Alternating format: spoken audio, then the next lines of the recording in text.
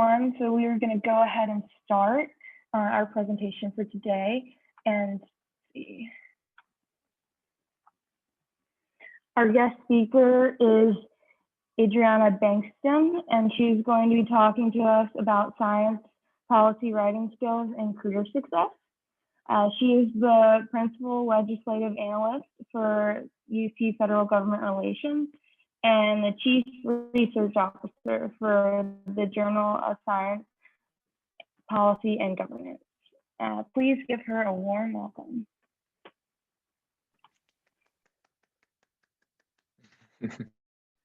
Great, thank you. Thank you for that introduction. Let's see if I can share now. Okay, there we go.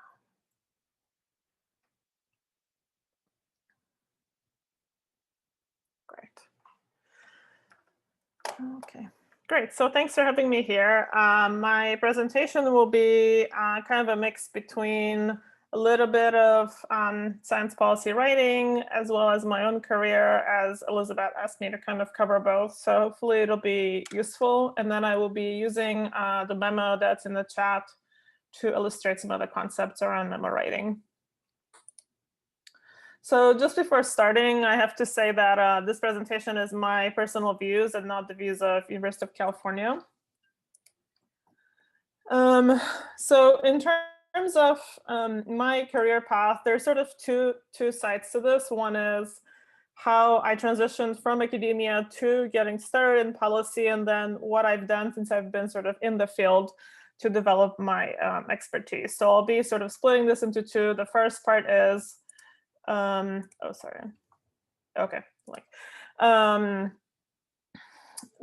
lab work. So not to go too deep into this, so I got my bachelor's from Clemson, my PhD from Emory in biochemistry, and was pretty much set to be an academic. Did my postdoc at U of L, University of Louisville, which was really interesting and different environment from Emory. I went there for a specific lab, and then kind of halfway or about 6 months into my postdoc, started thinking about other options. And so that actually ended up being sort of a lucky place to be, because they didn't have a lot of resources for postdocs. And so I started, that's sort of what my whole journey starts. I started a seminar called CRAFT, Career Research Advancement Focused Training, which is basically a seminar series to bring speakers like we're doing right here to talk to postdocs on campus, and that created really a nice environment for them to come together once a month and talk about different career options, and was very helpful for me as well in terms of networking and trying to figure out my own path. So that led me to being interested in actually like training and how institutions are training students and postdocs for different careers. And so I got involved with organizations that were more or less composed of administrators and other individuals that work on training. So through the National Postdoctoral Association and the Graduate Career Consortium, to try and understand what these jobs look like and what do they do day to day, and try to break into sort of this higher education space and thinking about organizing programs for students and postdocs in universities. At the same time, I started dabbling a little bit into policy, not really knowing a whole lot about it at the time, through the Kentucky Academy of Sciences, who does a lot of outreach and public engagement. I started learning more about legislation and what that looks like at the state level, and was a good sort of really early dip into this field. So at this point, I was still kind of divided between whether I wanted to work in sort of programming and university or policy, really trying to tease that out.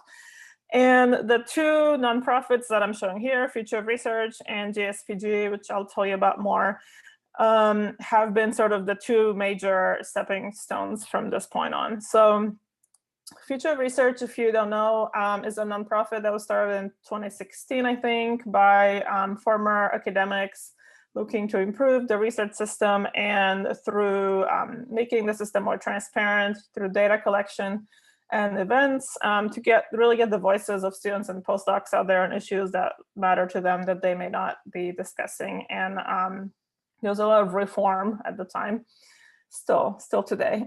So through Future of Research, I was able to organize workshops and symposia around leadership and mentoring and other issues for trainees, as well as publish. And so I'm showing here one publication from 2016 on postdoc salary. So this was a project that came about from the fact that the FLSA, which is a Fair Labor Standards Act, is a federal labor law mandating that postdoc salaries would increase across institutions. You may have heard of this. So we conducted a research study to look at whether universities would comply. And then this is one of the graphs that we had, and at the time is pretty innovative, and because no one really talks about how much people are getting paid in academia, and making that really open. So this was interesting and sort of important project because it's kind of linked the academic world to the policy world, and how laws and regulations and policies affected trainees, which was sort of an interesting connection that I hadn't thought of before. And the other side of this is, again, trying to get institutional data. So this was part of the postdoc project. And then we also published recently at the end of September on trying to, again, advocate for early career researchers in scientific societies. And this is more on the leadership side of things. In trying to just get them on different committees and boards, and again, doing a research study to see where ECRs are in these environments, scientific societies being one of the many places. So I just mentioned this here because this was really motivating to be engaged in as a postdoc and somebody who was leaving academia and advocating for postdocs and trainees, and again, kind of made a connection to the policy space. So this connection between policy and academia, again, sort of drove where I went from here.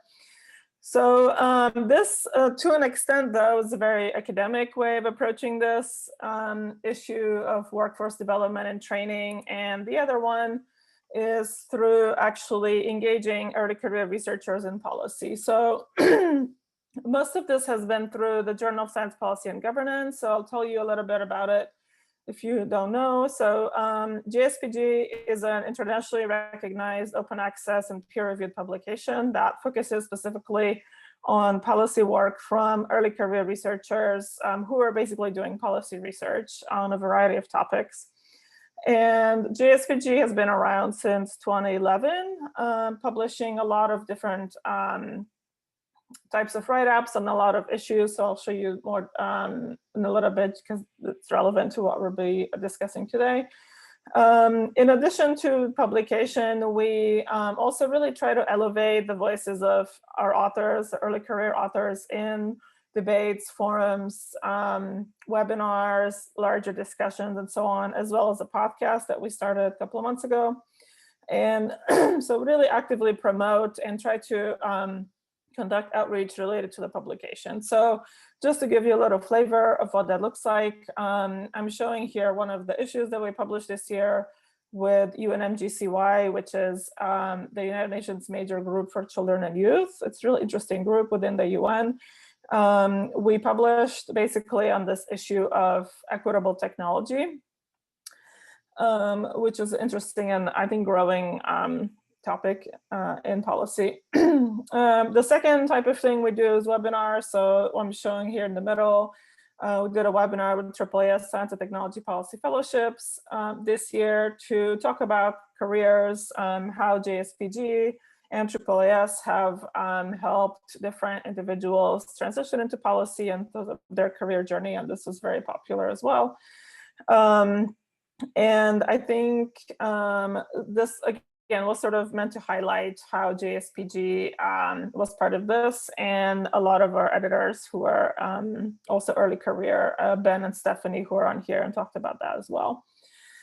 And then the last one, the podcast, so it's called SciPol Soundbites. You can check it out. It's basically a 15-minute interview with the first authors of these publications. So Jasmine published in this issue with UNMGCY.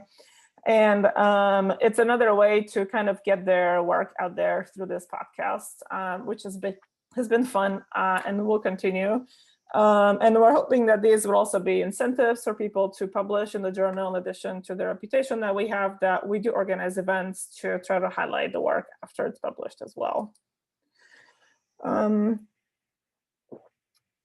So in terms of the scope, so I mentioned there are a lot of different types of write-ups, that some of which we'll be talking about today, memos, as well as OPEDs, technology assessments, policy analyses, white papers, book reviews, workshop proceeding, etc. So it's really kind of going from shorter write-ups to longer and different types. I'll show you a table in a second. And really broad, as you can see here. We really try to cover every corner of SMT policy.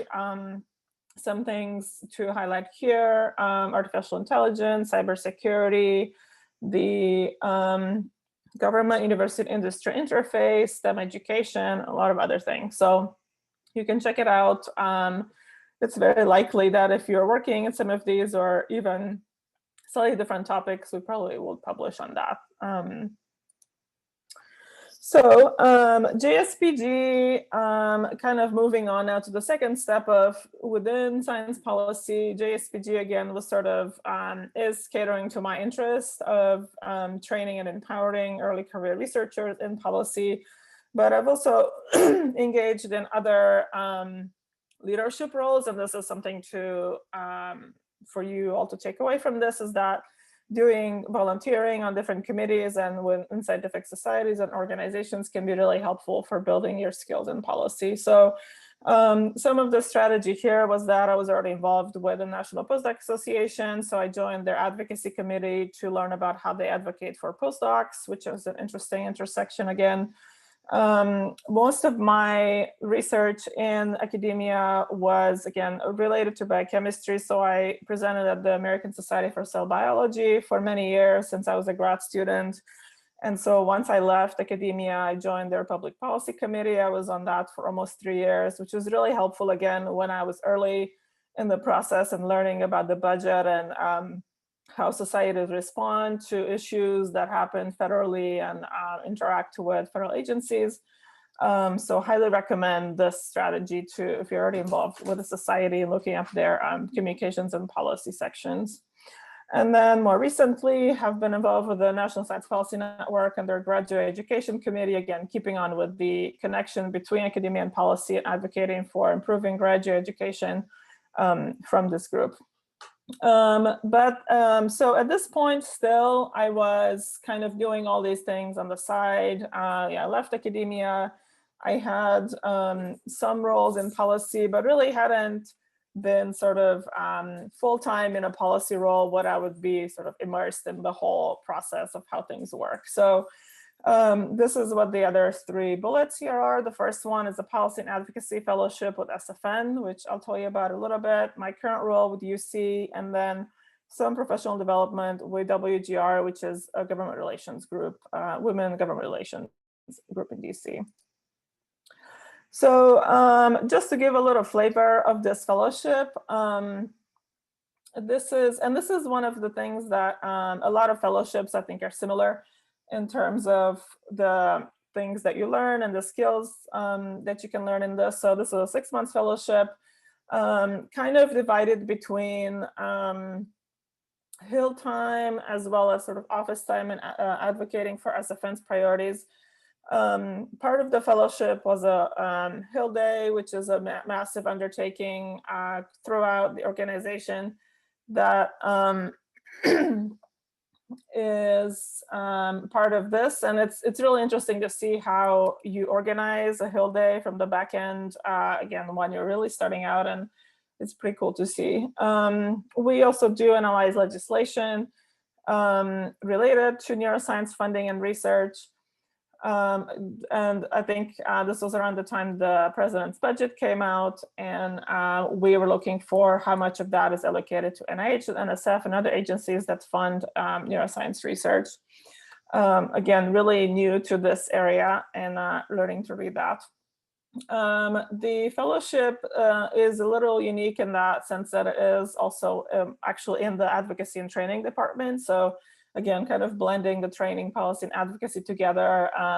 they have this early career policy ambassadors program, which is brings, I think, 10 ECRs to Hill Day, and then they're through a part of this program to get their advocacy skills up and running, and policy as well. So they do advocacy activities throughout the year, and it's a very selective program that I actually got to review the applications for this. So that was pretty cool. The other side is obviously maintaining relationships with representatives who are supportive of neuroscience research, or we want them to be, and what does that look like if they're new in the office and so on. So we created this champions checklist of representatives that were supportive, who we wanted to engage with. And that was also interesting to learn how to actually research legislators and different items related to them and their support of SFN. So the other side of this is there's a lot of writing. Just to show you a couple of things here. So one is a congressional testimony. So this is what the SFN president would essentially testify in Congress, asking for increased funding from NIH and NSF, and using breakthroughs in neuroscience as examples to say why this funding is necessary. So there's a certain type of writing, and the way that this works is, again, like the fellow would write the initial draft and sort of goes through a lot of approvals. Eventually it does go to the SFN president, and then gets posted every March.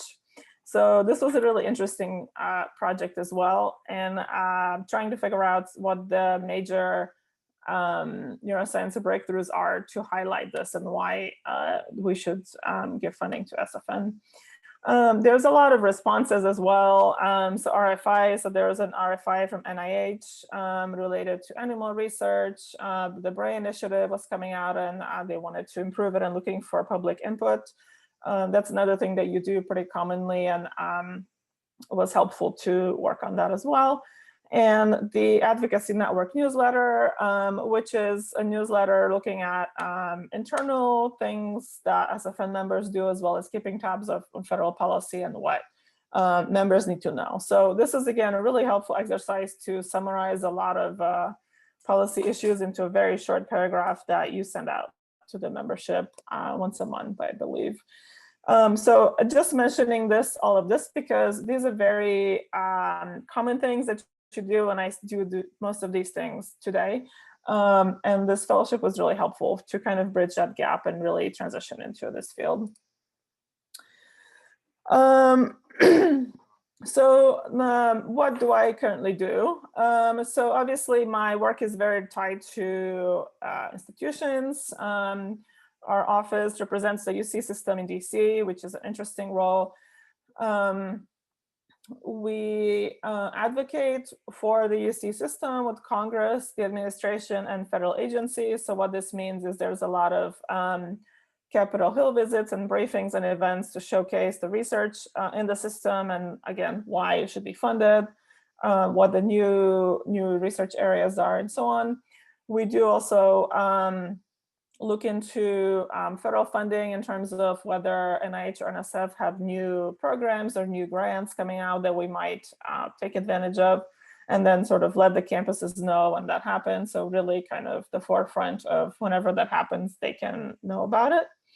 And then legislative analysis. So there's a lot of legislation and a lot of issues in university research, both from the research standpoint and education, as well as healthcare. So we cover a lot of different topics. My role specifically is in research in terms of following sort of what the hot topics are, but also we're developing our own material. So this is just a few examples I'm showing here.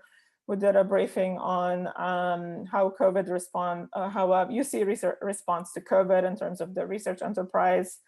We did a briefing on AI research. So you can see here, create a fact sheet on that, which is an interesting area as well for me, because I don't have AI expertise. And just to be able to work on that and develop that for the office. And we also participate in a lot of lobbying days and sort of advocacy days, like the Rally for Medical Research and others. So again, just to give you a flavor of the kinds of things that you would do in this role, government relations is really only one of many settings where you can do science policy. And it's a good fit for me in terms of my interest in academic issues and this connection with policy. So it's been an interesting time here, especially during COVID.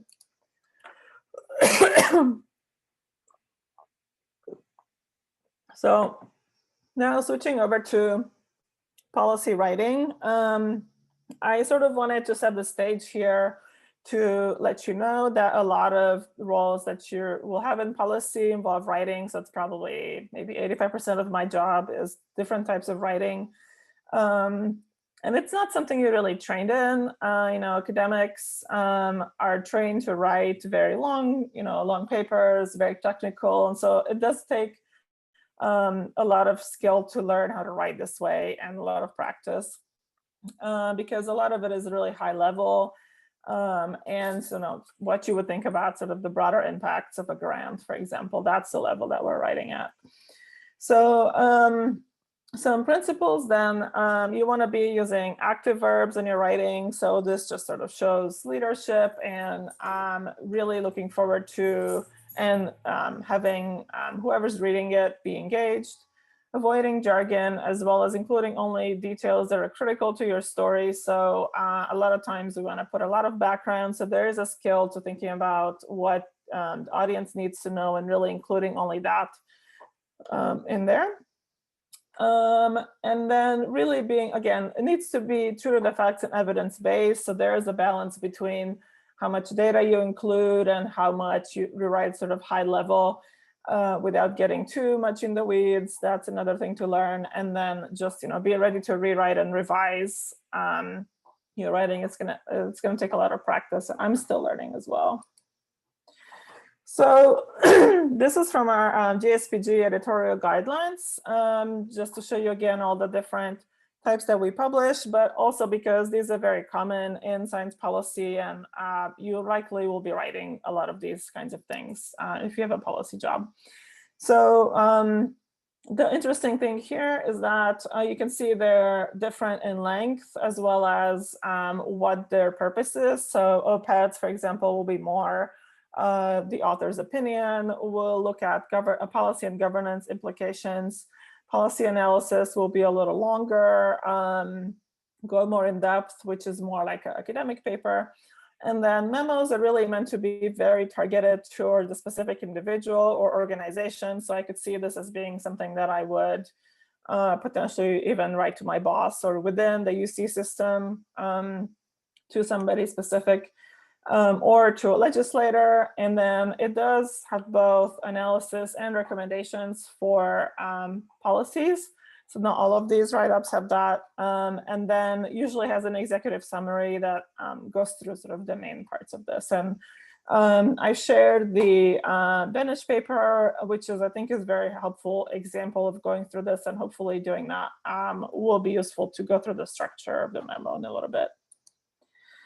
So again, a little more basics then about memos. So who writes memos and what is the purpose? So they're really written for a variety of audiences, policy advisors, advocates, and really everyday citizens who are seeking to effect change in their community. So it's pretty broad. As I said, it can be internal to an organization or external to a legislator. It needs to be very short and crisp. Legislators don't have time to read probably usually more than one page. And you want to have a thorough analysis of a policy issue and then offer your own recommendations with the goal of informing and guiding their decisions based on your research. And it's said to be that this is for uninformed but intelligent readers, not policy wonks. So a lot of times readers won't necessarily have policy backgrounds. And it's something that should be sort of easily understandable at a high level to a variety of audiences, even if it is for a policymaker. And in that case, you need to also research them and their background and understand where they're coming from and when they're reading your memo. So along those lines, some other things to consider here is why, what is the purpose of this and how does it fit within the landscape? So one thing that if you're, and a lot of memos relate to this, if you want to propose a bill or an amendment to a bill to help with the cause that you have, knowing what prior legislation looks like, and just like anything else, doing your research about what has been done on this issue. Has there been funding? If you're writing to a specific legislator, knowing what their stance on that is, what they've done, and researching the background and different things they've done related to that.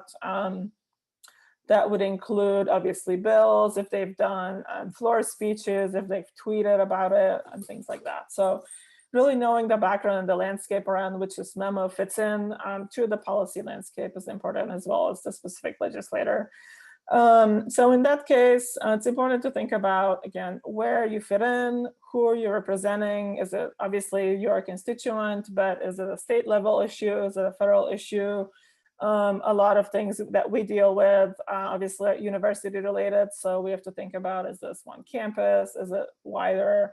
Would funding agencies be interested in this, or is it just a legislative issue? And then different ways that you can impact policy would include, as I'll show you in an example, funding related or programs or legislation, or maybe all three. But at the same time, you don't want to be too broad and sort of keep to one argument that you're making. So what's important here is to remember that this is very different from academic writing, where you're actually starting with the bottom line first. And then kind of using the rest of it to build the argument. So what is the main point that you want them to take away? If they had 30 seconds and that's all you had, what's that one thing that you would say?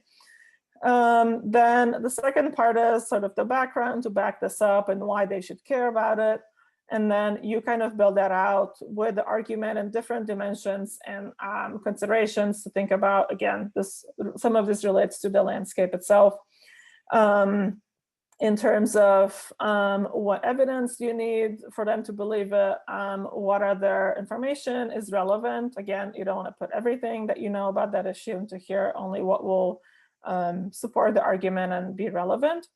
And then you want to have recommendations at the end, likely more than one. Even if you are recommending one specific direction, you also want to think about different options that might come out of this. So what will be a counter argument? What is the best policy if there are different options that might be coming out of this? Why is the policy that you're proposing the best one out of a number of different options that might exist?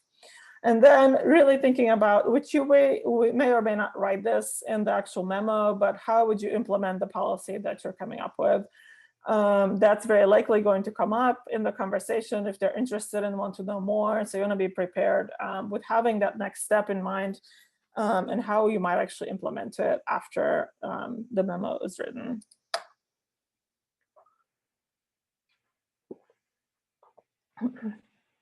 So, sorry, all my calendar, sorry. Okay, so other factors to consider in terms of writing. I think you probably know a lot of these. So again, having a certain tone and active voice, which commands leadership and really engages the reader. You also at the same time want to be brief and be objective. So you may have certain views around different policies. It's important to keep that in mind and be aware of your own bias, but still keep that objective and, again, relevant to the audience. Concise, again, they won't have time to read very long, so the shorter and the more crisp you can make it, the better. Substantiation, so this is what kind of evidence are you using? Is it really well researched? And again, how will it fit in, again, with the political landscape?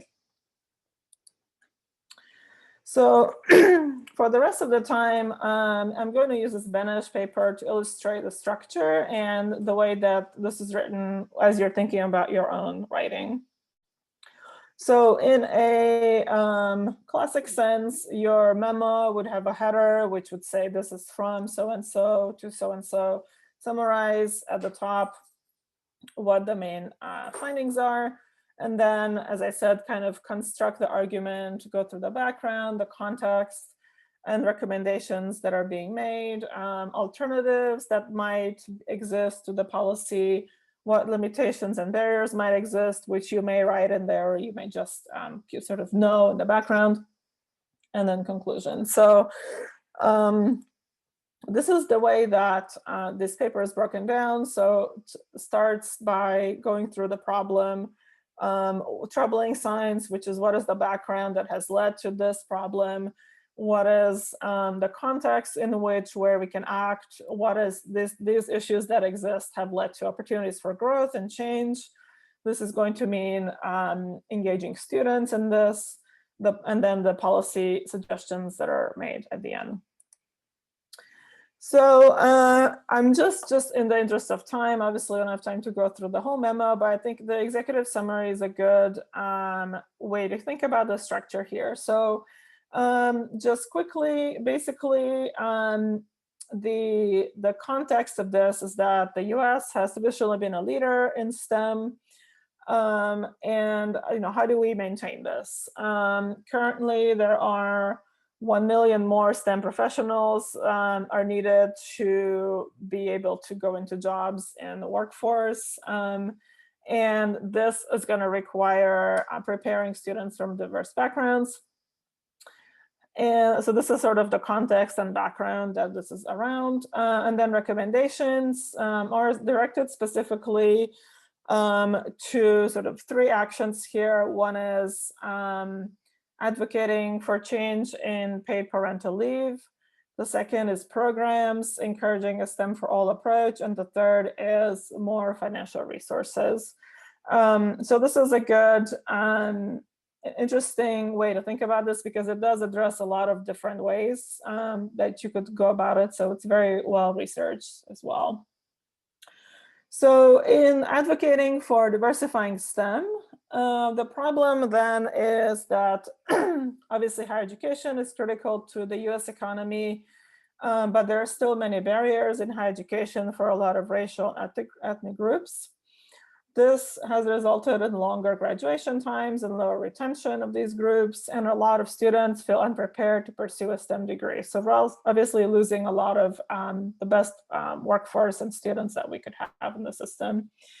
And ways that we might counter that is trying to promote a sense of belonging for students and encourage them to go into get a STEM education. And how do we diversify the workforce? The paper focuses specifically on women, underrepresented minorities, and individuals with disabilities as being really critical to the workforce and thinking about these groups. So the sort of context that this comes from are that we already know that US education leads to highly skilled workforce. And again, we're trying to get the best people into US higher education. However, compared to other countries, the degree completion has leveled off. So there are less individuals who are entering the US educational system in the last few years. We are lagging behind other countries for investing a lot of money in education, potentially more than we are.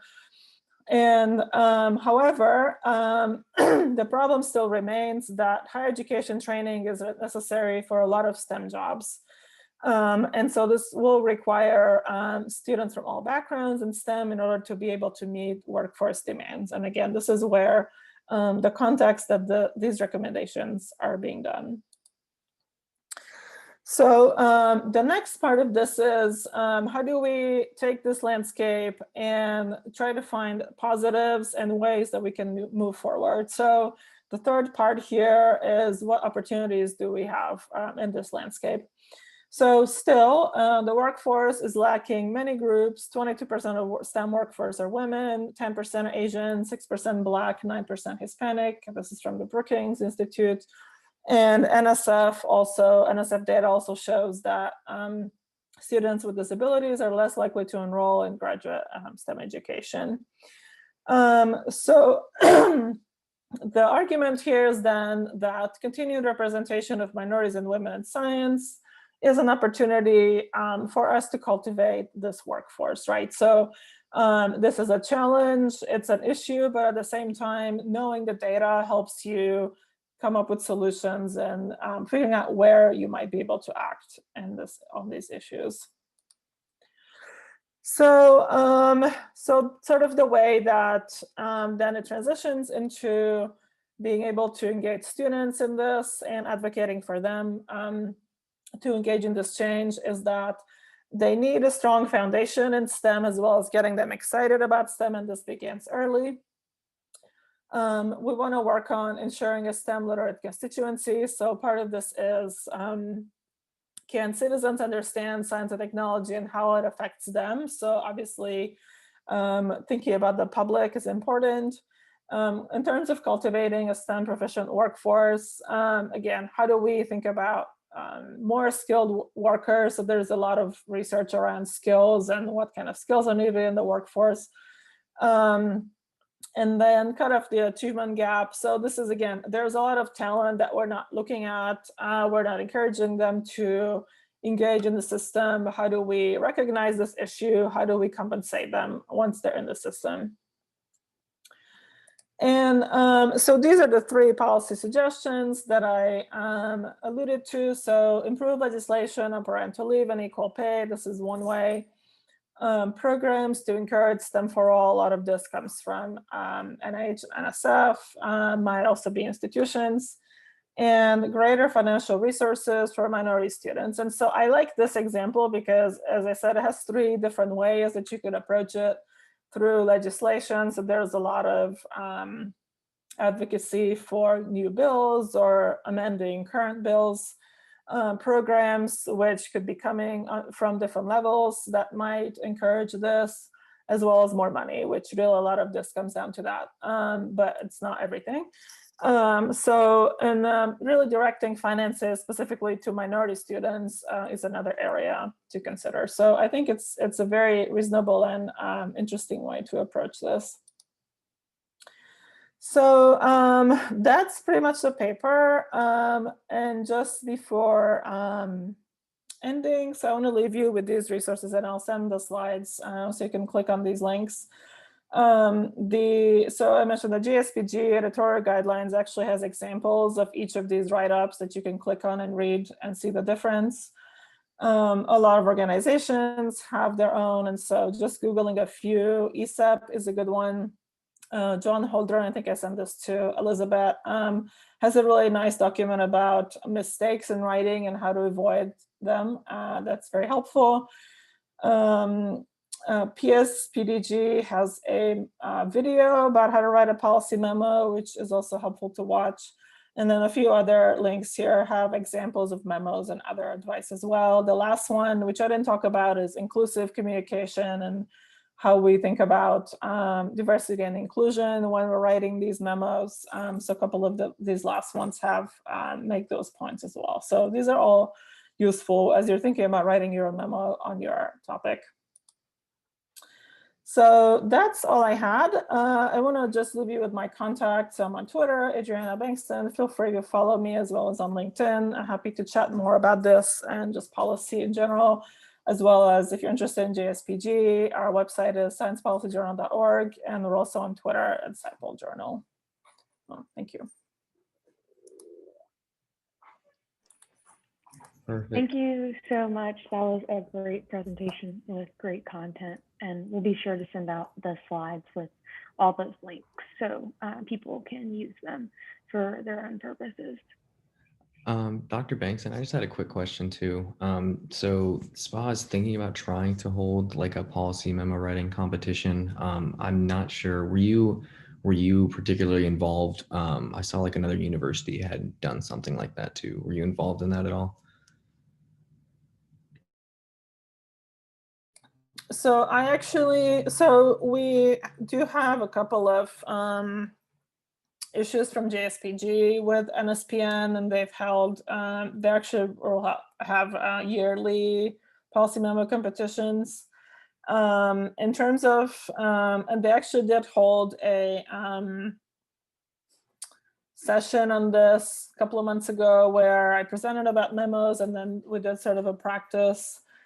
So NSPN is a good resource for some of this. And obviously, like if your institution has anything, we are likely to be doing more of these in the future. I'm also involved with teaching an online policy course through UC Irvine.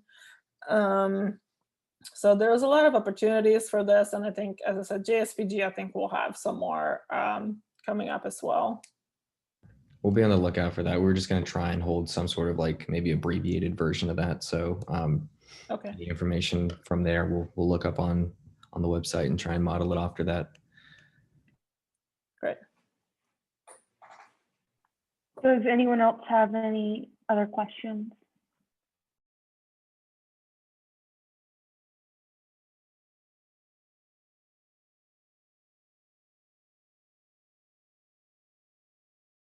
Not seeing any in the chat.